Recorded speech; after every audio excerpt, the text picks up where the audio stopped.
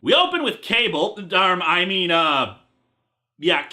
engaged in a motorcycle chase somewhere near Honduras. Around 2 a.m. this morning, I left Honduras, loaded up on enough supplies to last me, hopped on my bike, and left. Woo! Road trip! Just look at this guy. The capsule belt wrapped around his arm, the silly laser gun that doesn't even look like he's holding it properly, the weapons strapped to his back, what I'm guessing are supposed to be grenades on his shoulder, but just end up looking like he's got pop cans attached to it instead. If you ever wanted to cosplay an early 90s Image character, just buy a muscle shirt, sneer a whole lot, and strap painted Coke cans to your body in random places. And if anybody asks who you are, you can just give them any name and it'll fit. Course, these nits were on my tail by 2:01, but what the hey? Nits? What, like nitwits or something?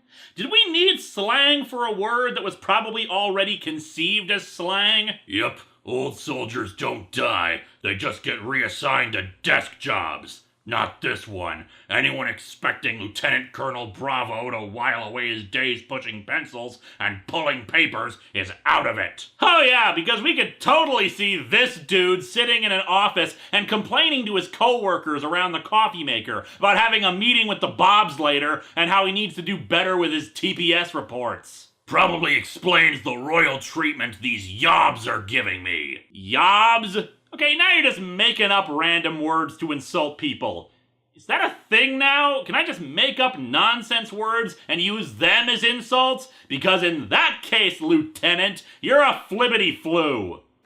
Number 13, from Youngblood number 6. I take for granted as an American that my international audience will get the occasional slang term used. Hell, just last week the title card gag with the two owls on Elvira's arm confused at least one viewer.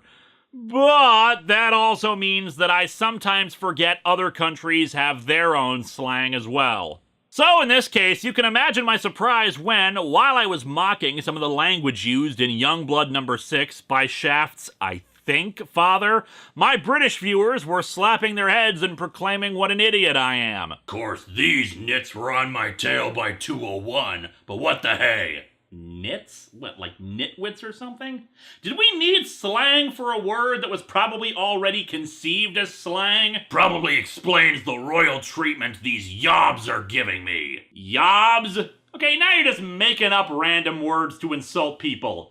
Is that a thing now? Can I just make up nonsense words and use them as insults? Because in that case, Lieutenant, you're a flibbity-flu. Of note are the words yob and nits. Yeah, turns out those are British slang words, not ones entirely made up by Eric Stevenson, the writer. Yob means a loutish, uncultured ruffian type, while nits refers to head lice, so he's comparing them to parasites and jackasses. Kudos for some attempts at authenticity there, and clearly I'm the flibbity-flu here.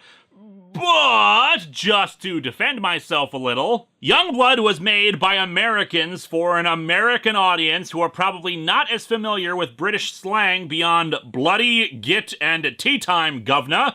It's not like there's an establishing caption that says they're in England. The best we get is that he was leaving Honduras. So, yeah, I screwed up here, but so did the comic.